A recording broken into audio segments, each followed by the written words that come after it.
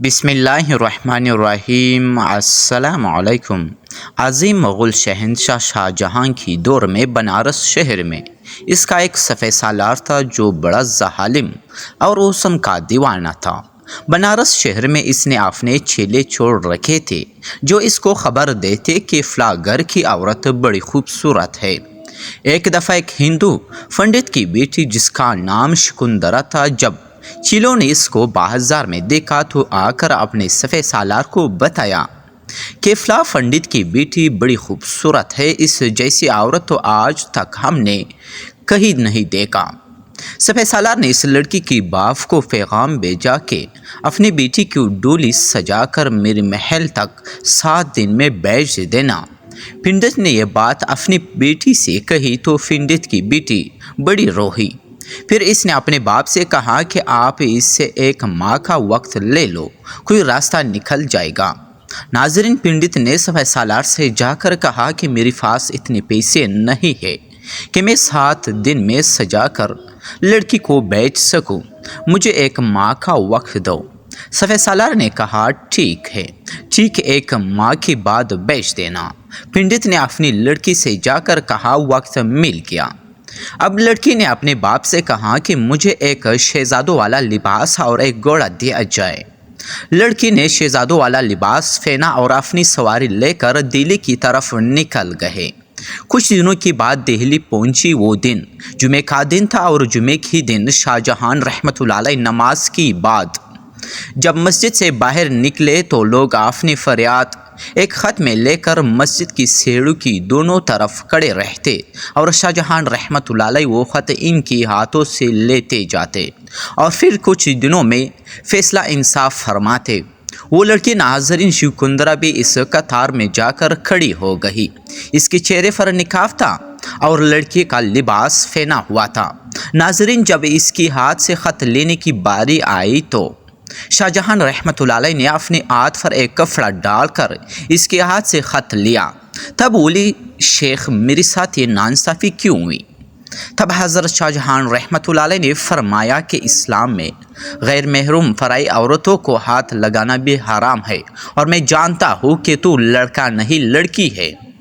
اس کے بعد ناظرین شکندرا بادشاہ سلامت کے ساتھ کچھ دن تک ٹھہری اور فریاد سنائی۔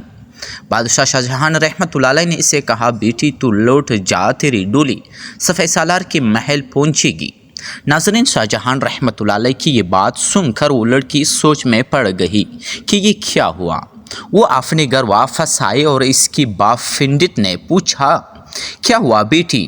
تو وہ بولی ایک ہی راستہ تھا، میں ہندوستان کے بادشاہ کے پاس گئی تھی لیکن انہوں نے بھی ایسا ہی کہا کہ ڈولی اٹھے گی، لیکن میرے دل میں ایک امید کی کرن ہے اور یہ ہے کہ میں جتنے دن وہاں رکی بادشاہ سلامت نے مجھے 15 بار بیٹی کہہ کر پکارا تھا۔ پھر ایک باپ اپنی بیٹی کی عزت نیلام نہیں ہونے دے گا۔ پھر ناظرین، وہ دن آیا جس دن شکندرا کی ڈولی سج گئی، سفید سالار کے محل پہنچی۔ سفید سالار نے ڈولی دیکھ کر اپنی عیاشی کی خوشی میں فقیروں کو پیسے لٹنا شروع کر دے۔ جب پیسے لٹا رہا تھا تب ایک کمبل فروش فقیر جس نے اپنے چہرے پر کمبل اوڑھ رکھی تھی، اس نے کہا میں ایسا ویسا فقیر نہیں ہوں، میرے ہاتھ میں پیسے دو۔ اس نے ہاتھ میں پیسے دیے اور انہوں نے اپنے منہ سے کمبل ہٹایا تو سفید سالار دے کر ہکا بکا رہ گیا، کیونکہ اس کمبل میں کوئی فقیر نہیں بلکہ بادشاہ شاہ جہاں رحمۃ اللہ علیہ خود اس کے سامنے تھے۔ بادشاہ کو دیکھ کر اس کی پیروں تلے سے زمین نگل گئی اور انہوں نے کہا کہ تیرا ایک پنڈت لڑکی کی عزت پر ہاتھ ڈالنا مسلمان حکومت پر داغ لگ سکتا ہے۔ ناظرین گرامی، بادشاہ شاہ جہاں نے 4 ہاتھی منگوا کر سفید سالار کی دونوں ہاتھوں اور پاؤں باندھ کر ہاتھیوں کو دوڑا دیا تو سفید سالار کو ہاتھی چہرتے ہوئے آگے نگل گئے۔ ناظرین، اس کے بعد شاہ جہاں رحمۃ اللہ علیہ نے 2 رکعت نماز نفل شکرانہ ادا کیے کہ اللہ میں تیرا شکر گزار ہوں کہ تو نے مجھے ایک غیر مسلم لڑکی کی عزت بچانے کے لیے انصاف کرنے کی توفیق عطا فرمائی۔ تب ناظرین شکندرا کی باپ پنڈت جی اور بنارس کی دوسرے ہندو بھائیوں نے وہاں پر ایک مسجد تعمیر کی، جہاں پر حضرت شاہ جہاں رحمۃ اللہ علیہ نے 2 رکعت نفلہ ادا کیے تھے، اور شاہ جہاں کے اس انصاف کی بنا پر وہاں پر ایک تختی بھی لگائی گئی جو آج بھی وہاں پر موجود ہے۔